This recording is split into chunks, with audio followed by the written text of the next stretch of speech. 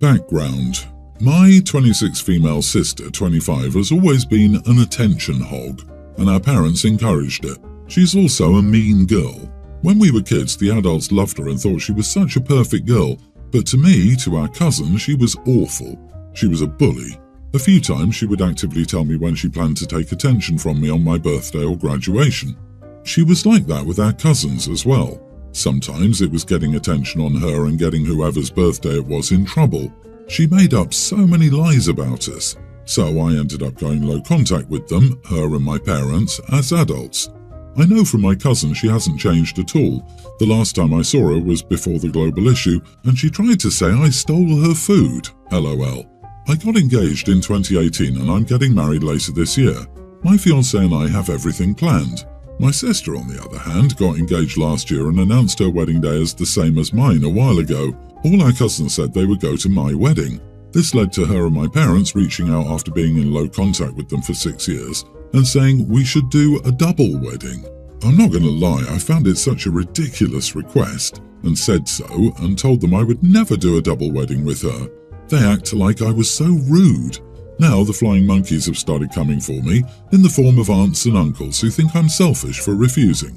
They say I might have had the date first, but I could accommodate since my sister is always left out by my cousins and me. I was accused of being a bully for saying I would never do a double wedding with her the way I did. They said it was so nasty. So, am I the idiot? Maybe I was a little overdramatic and mean when I could have just said no and left it alone. What kind of complete idiot books their wedding on the same day as their sister, then demands a double wedding? Go no contact with all the ones having a go, tell them to go screw themselves and their enabling behaviour. Your sister is completely the idiot and they all are for supporting her. Block every single one of the flying monkeys. And congratulations, you saved money on the guest list. Agree, she'll need that money for the security personnel to keep her sister from crashing OP's wedding. This story is hilarious. Clearly, the sister tried her old antics of stealing attention away from OP, but it backfired when the cousins decided on OP's wedding instead. It must have been shocking to find out she's not that popular. OP, this is a hill to die on. She's chosen this date because you chose it and can't handle you getting the attention. LOL, the fact that the monkeys took more issue with OP refusing a double wedding than OP's sister choosing the same day show how bad things were for OP growing up. Cut out the lot of them. Those people are idiots to force you to do a double wedding. OP should also be on the alert for signs of wedding sabotage. Password protect everything related to wedding vendors and venue. I can see sister trying to sabotage OP's day when she doesn't cave to her demands. Exactly, holy crap. Password protect everything to do with your wedding so it can't be accidentally cancelled. Get security and make sure they know who is and isn't allowed in the wedding and who can touch the gifts. It sounds like your sister was looking for a free wedding in addition to mutual family attention. I doubt your fiancé's family will want to do a joint wedding with your future brother-in-law's family. Congratulations, have a wonderful wedding free of their drama. My older brother is unemployed, has almost always been unemployed and has no intention of ever working.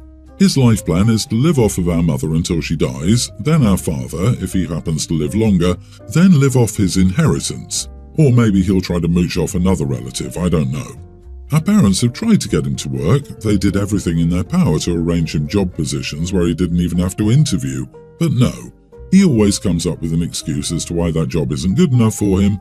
He's my brother, so I love him of course, but at the same time, I'm ashamed of him and how his actions hurt our parents. I turned 30 this week and celebrated with my family yesterday. My mom said she was 30 when she had me and asked me when my husband and I would have kids. I told her I wasn't sure if I was up to the job. Raising children seemed too difficult to me. She asked what I meant and I told her that I don't think I'd be able to properly parent a child, correct their misbehaviours and deal with them possibly not living up to my expectations, which is not fair to the child either. She pressed further and my father joined in, acting like they didn't understand what I meant, until I finally told them that I was afraid my child would turn out like my brother, for example, and I didn't think I could deal with that. They got quiet for a second, and I saw that they finally understood what I meant. The problem was that even though my brother was having a different conversation with one of our cousins, he heard what I said, looked at me, said, "Nice," and walked out. Our parents said that I shouldn't have said what I said, even though they admit they pressured me to explain and understand my concerns. Because it's already tough to get my brother to come to family events, and now I've made it even worse. They want me to apologise to him. I didn't mean for him to hear that, and I feel bad, but seriously, he's a 34-year-old man refusing to get a job. I think it's time we stop coddling him. Am I the idiot? Not the idiot. Your brother is a non-functioning mooch, unless there's something else going on. Your parents pressed the issue. Either way, they're enablers. It's ridiculous. My brother-in-law was also an unemployed mooch living with mommy from the ages of 35 to 50, so I told my husband that the brother-in-law was perfectly capable. Brother-in-law then met a gal who kicked his dead butt into shape and he got a job and got married. Enabling is a real problem. Your brother-in-law found a woman that liked his 50-year-old unemployed butt so much that she put in the work to make him a functional adult and then married him? Good for her, I guess. OP's parents failed her brother, but the brother is also at fault. It's a phenomenon called failure to launch, and OP's parents are definitely enabling it by not pushing him out of the nest, so to speak. OP, you spoke the truth. Saying sorry won't erase it. He can fix everything by becoming an adult and getting a job. Your brother's plans are to mooch off people for the rest of his life. Does he contribute anything to the house? Chores? Cooking? If not, your brother is being lazy. If he's physically and mentally able to work, he should, even if it's just a few hours a week. He's 34. It's beyond time for him to grow up. Maybe he should be a sugar baby. Seriously, how can your brother be offended by that? He knows what he is, doesn't he? He won't find work because he's betting on inheritance to pull him through. Write him out of the will or put the money behind terms that require he sustain himself. My mother moved me during the divorce and against my father's wishes. I was 8 at the time. She moved 3 hours away because she needed a support network. Clearly she was wrong, but I was a kid and adapted. My father started legal proceedings against my mother, which took 6 years. I would visit my father for half of the summer vacation and many holidays, but I really loved my life with my mom. When I was 14, my father basically threatened to have my mother arrested if she didn't let him have custody of me. So against my own wishes, I was forced to return to my dad's home full-time. I hated it there, and I essentially lived a separate life from my dad and his family. When I was 16, my granddad died and left his company to his 2 sons, my dad and uncle, and me. We all got 1/3 ownership. My dad and uncle had more kids, but my grandfather never updated the will. My family says it's because he got too old to remember. So here is where I think I'm the idiot. Since I was 16, I didn't know any better and my dad and uncle just ran the company themselves. But when I turned 18, my dad and uncle talked me into splitting the company 50-50 between them so they could divide it fairly among all the grandkids instead. I would get a cash payout of $300,000 for my share, but I talked to a lawyer on my own and refused to agree. In addition, I asked for my share of the profits for the past 2 years and said I'd be part of the business in the future while I was going to college. This has made life extremely difficult for my dad. My uncle is extremely resentful that only one grandchild gets a huge stake, and my dad is now paying me my share of the profits for the past 2 years out of his own pocket just to keep the peace. Am I the idiot? Maybe if I was on better terms with my father, I'd be open to their plan, but I feel that he decided to force me to give up my life with my mom and he could deal with the consequences. Not the idiot. There might be a small moral element to this if there wasn't one huge hiccup. They didn't already have things set up to accrue your share of the profits. They were just taking them for themselves. Not to mention, I wouldn't believe for a second that they'd be planning on sharing the business with your cousins. Maybe in their own wills, but either way everyone except them would be shafted.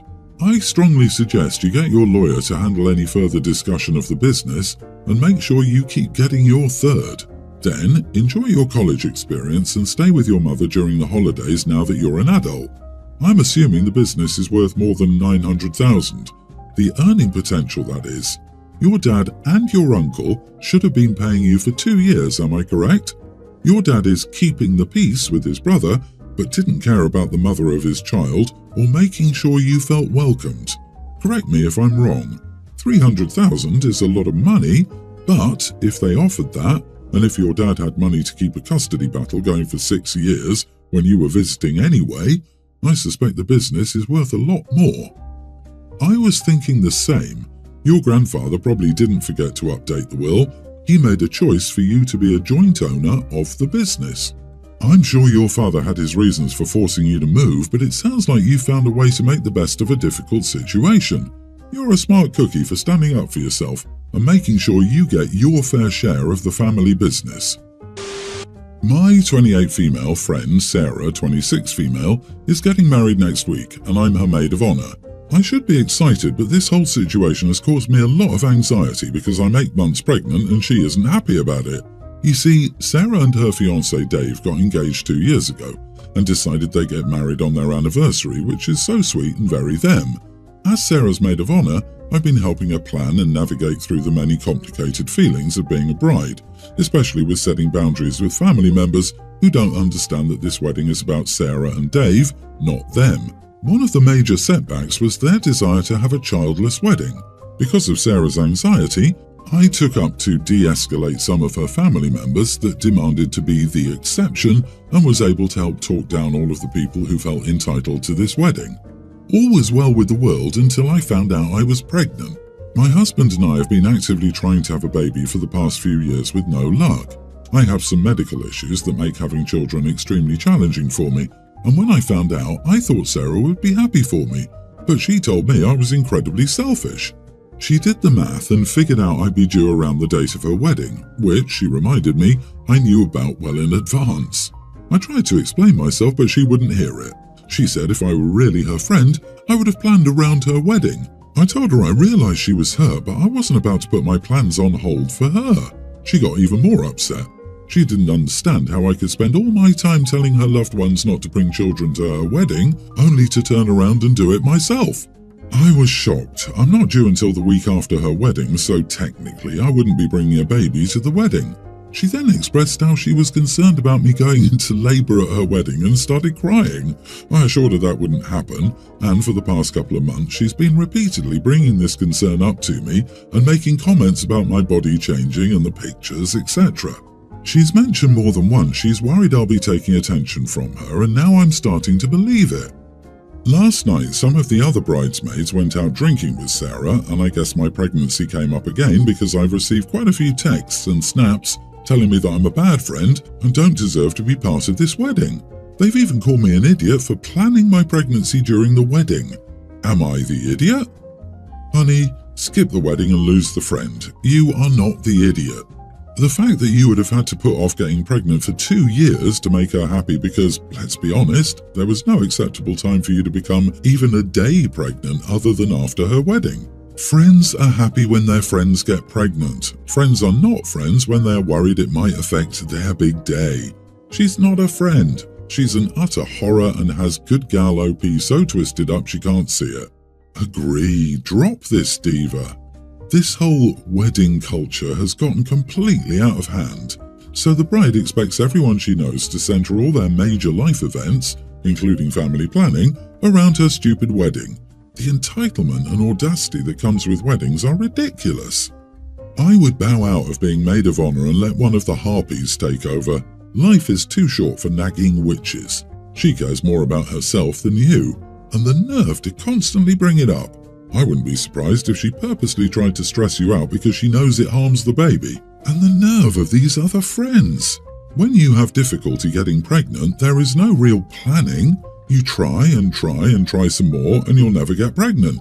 I'm so mad about this. I get rid of the whole friend group.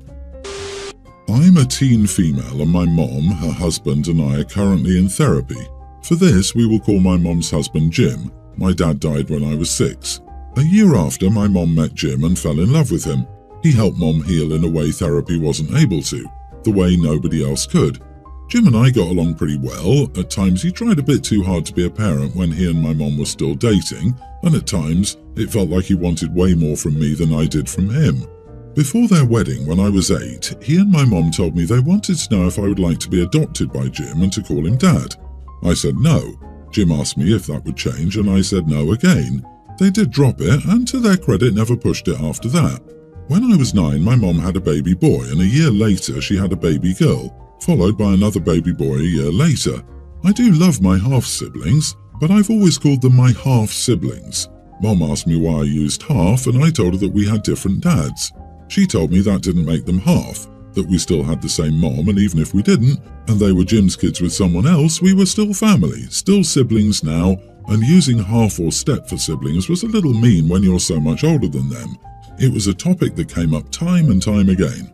My mom and Jim decided that we, the three of us, needed family therapy 2 months ago.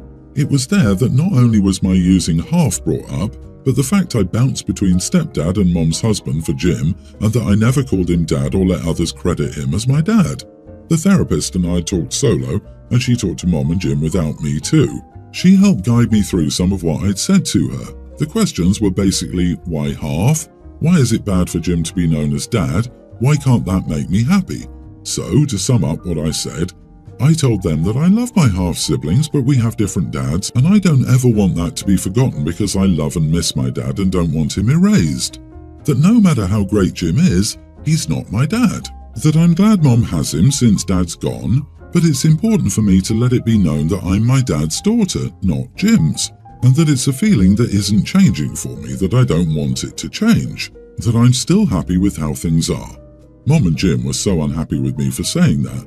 They said I was wasting everyone's time and their money if I was adamant about not working through my feelings on that and learning how to accept Jim can still be my dad, and my siblings can just be siblings, and it doesn't erase my dad. I said I didn't need that to happen. Am I the idiot?